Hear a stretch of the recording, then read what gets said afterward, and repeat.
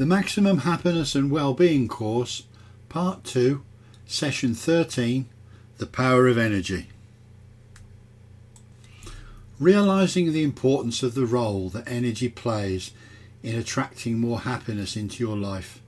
Through examples, you'll learn how thought energy is scientifically recognised throughout the modern world as a powerful means of attracting more of the happiness that you want. Albert Einstein said, "Everything in life is vibration." The power of energy. We'll explore human energy and how a greater understanding of it can transform lives and our world. When I began researching content for this course 30 years ago, energy provoked more questions needing an answer than any other. I remember reading James Allen's As a Man Thinketh, written at the turn of the 20th century. I found myself spiritually believing but intellectually doubting as I read phrases like, "A man is literally what he thinks," and "You are today where your thoughts have brought you," and "You will be tomorrow where your thoughts take you." James Allen was an author who lived between 1864 and 1912, a British-born American essayist, and he was the author of a very popular publication called As a Man Thinketh, which was probably correct for the time that it was written. So was it possible that our thoughts were this powerful, that they consisted of vibrating electrical energy that attracted like thoughts and circumstances into our lives? The concept that thought is electrical energy, when mixed with emotion, is a powerful force of attraction and influence, and it went beyond my logical brain at the time. Scientific discoveries about the brain confirmed that thoughts were and are electrical impulses, which pushed my research forward. Digging deeper, I discovered the evidence to satisfy my inquiring mind. Ancient wise men and philosophers had much to say about human energy. The word energy comes from the Greek word energia, which means the energy of the mind is the essence of life, which was quoted by Aristotle. And then Marcus Aurelius, who said, "The happiness of your life depends on the quality of your thoughts." There are 4 types of human energy. Energy, much more than time, is what you need to achieve your goals and dreams. The number of hours in the day is fixed, but the quality and quantity of your energy are not. So how would it feel to be able to do far more in the time available? In this session, I'll introduce you to 4 types of energy and help you to learn how to manage and master your energy levels. Conserve it, don't run out of it.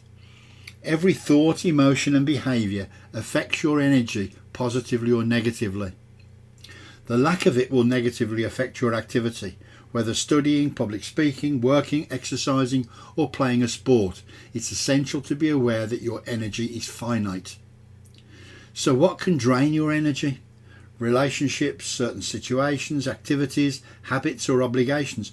If you want to perform consistently at a high level, it's crucial to use your energy more consciously so you always have it.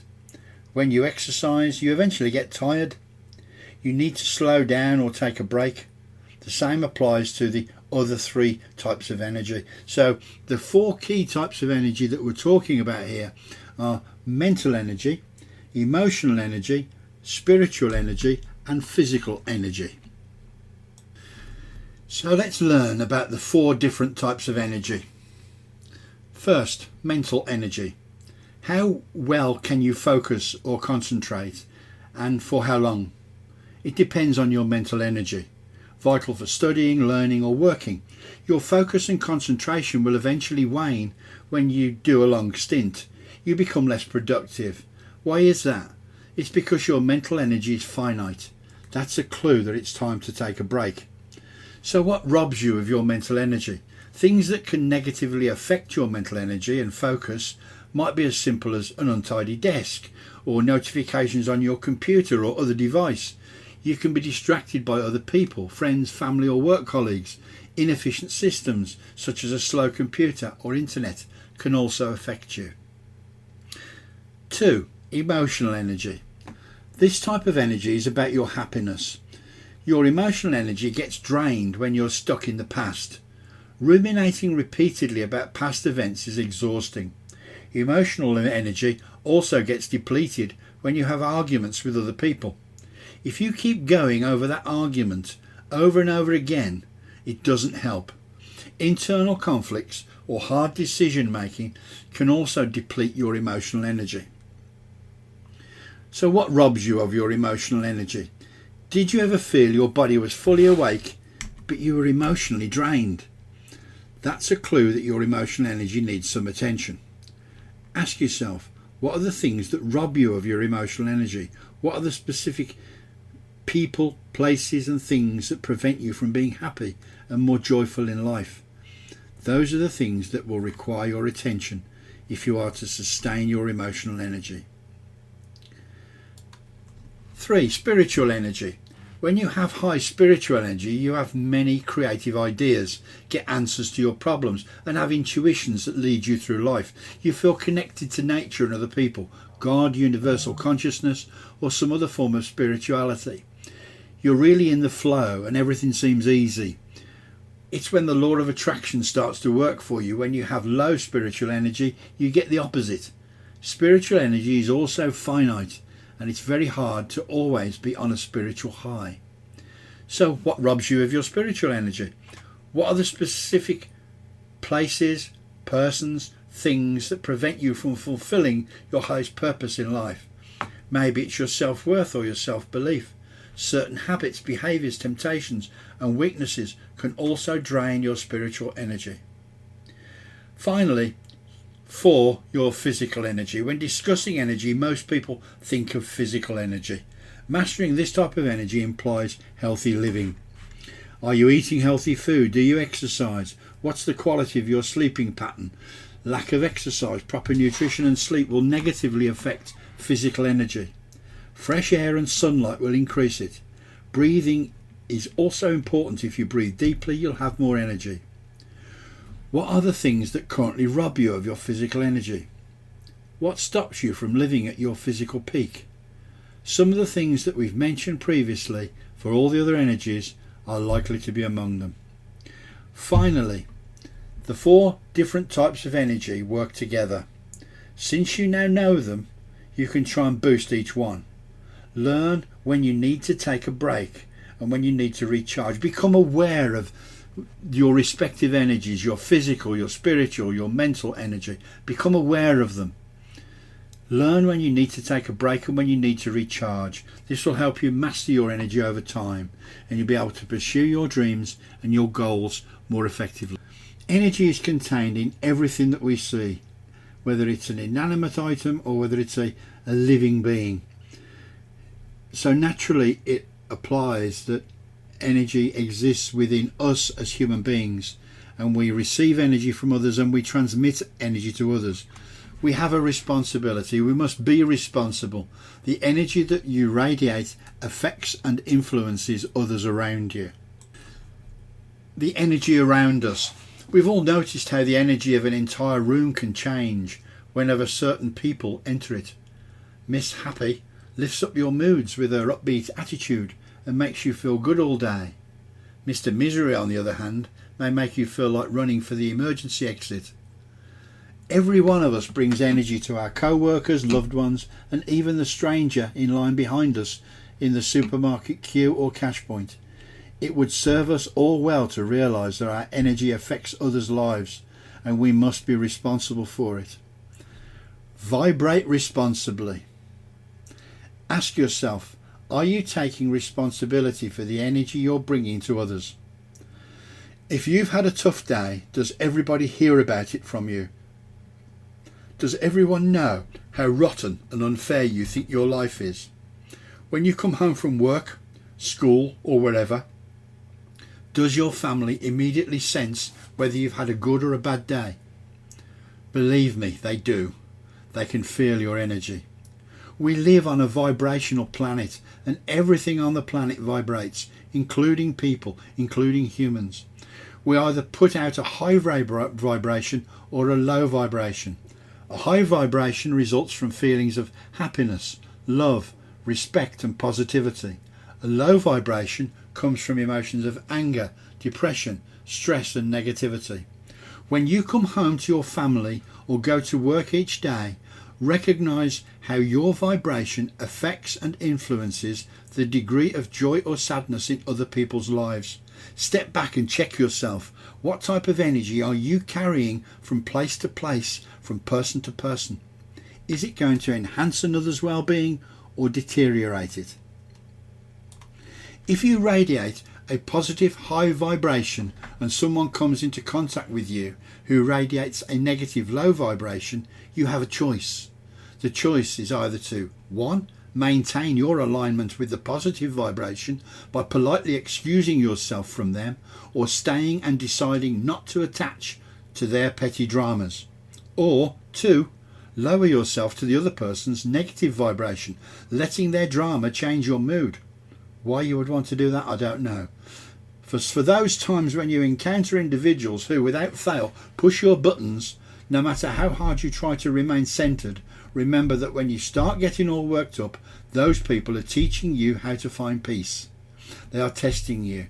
You can pass the test by learning to be peaceful as an alternative to anger or frustration, accepting that they are who they are, and it is what it is, to keep you on the right track. Join the club. Have you ever noticed how certain people gravitate towards each other? In social and work circles, they're often called cliques. If you look closely enough, you'll see that people who always complain about something seem to be friends with other complainers. Those who are judgmental usually hang out with people who consistently have critical views. Folks who like to laugh and have fun normally get together with others who have similar interests and share their sense of humour. However, angry people attract other angry people, and happy people attract other happy people. Individuals who are on the same vibrational level are magnets to one another. Therefore, be the type of person you would like to attract to yourself. And the question I ask is, what clubs have you joined? We're now going to move on to a fascinating subject called entrainment, which is the combination of head and heart energy. Nowhere in this incredible energy power of appreciation is more noticeable than through our most basic functions, the beating of our hearts and the workings of our brains. In research experiments, the impact of the energy of appreciation is unmistakable. Negative thoughts. Negative thoughts reduce blood flow to the brain. The cerebellum, controlling integrated movement, is severely impaired. The left temporal lobe, containing the basal ganglia, doesn't receive enough blood flow, which results in anxiety, fear and emotional instability. More vulnerable to jumbled thoughts, disrupted memory, rage, dark thoughts, anger, frustration, distress and destructive behaviour. Those are the consequences of negative thoughts. Appreciative thoughts increase blood flow to the brain, in particular to the cerebellum for coordinated movement and basal ganglia to increase adaptability. Thoughts become more clearly focused and memory is intact. The simple lesson is that the thoughts of appreciation are far stronger than thoughts of negativity. Why would you choose the negative when you can choose the positive? We're now going to talk about something called the Pendulum Principle. The phenomenon of entrainment, or the Pendulum Principle, was discovered by Christian Huygens, a Nobel physicist in the 17th century, a Dutchman. Huygens invented the pendulum clock and coined the term entrainment when he noticed that all the pendulums were swinging in unison, which baffled him since he'd not set them to do so. He deliberately set the pendulums swinging at different rhythms, only to find that they soon began to swing in perfect synchronization again, led by the pendulum with the strongest rhythm. The accepted explanation for this is that small amounts of energy are transferred between the two systems when they're out of sync, in such a way as to produce negative feedback. As they become more in sync, the amounts of energy gradually reduces to zero. In the realm of physics, entrainment appears to be related to resonance. So, in simplistic terms, Christian Huygens invented the pendulum clock, and with the first pendulum swinging, he didn't notice anything. But he started swinging the second and the third and the fourth pendulum clock, and they were swinging at different rhythms. But within seconds, they started to swing at the same level. Energy was passing between them, and this has been proven scientifically over and over again since Christian Huygens' invention. And the principle of resonance, sympathetic resonance, has evolved. So sympathetic resonance then is an example of the entrainment exchange of energy. And there is an example in music which is called sympathetic resonance.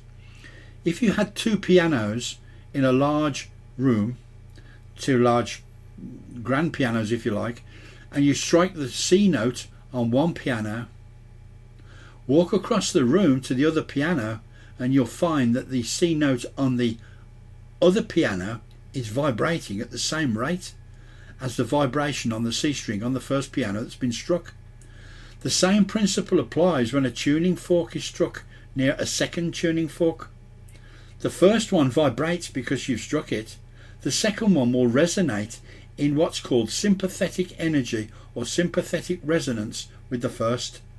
This is the transference of energy, which is similar to the energies that transfer between humans when we walk into a room of positive people or negative people, how our energy levels rise or fall as a result of the energy level that exists within that room. As with all the sessions of this course, far more detailed information is to be found in the ebooks that accompany the course. Transformational exercise number 10. Conserving and changing your energy. Here's a quick and easy exercise to conclude the session. And again, you may want to read the words in the course notes to remind yourself of how this particular exercise can be conducted. Point number 1. Identify an aspect of your life that you want to change. It might be a habit, a behaviour, a thought, a procrastination, an attitude, or a challenge. Point number 2. You must establish communication with that part of you that needs a change. It's simple. Put yourself in a relaxed state. It's what we call the alpha state. Relax every portion of your body and muscles one by one and focus on your breath. If any other thoughts interrupt, ignore them. Don't worry. Thoughts are always there. An average person has 60,000 thoughts a day, most of them the same thoughts you had yesterday.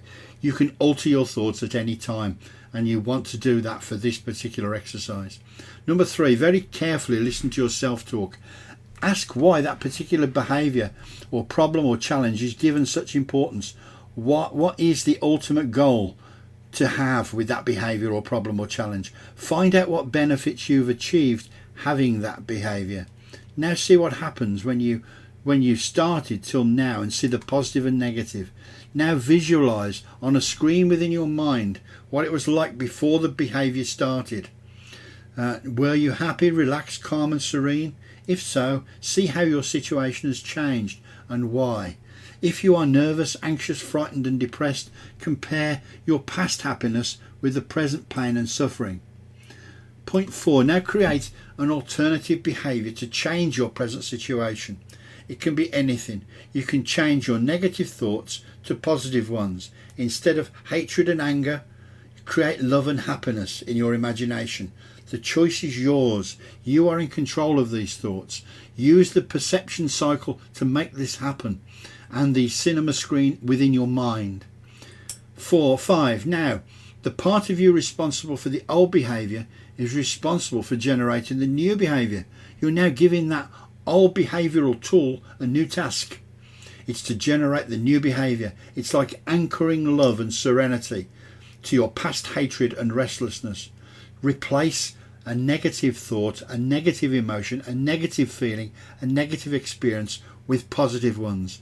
Again, use your creative imagination to do this. Spend 15 minutes in the morning, 15 minutes in the evening for 28 days, and you will change a particular behaviour. It's a well-known fact that you can change habits within 28 days if you consistently apply mental thought to the change process. Listen to your self-talk. Make changes that will enhance your life.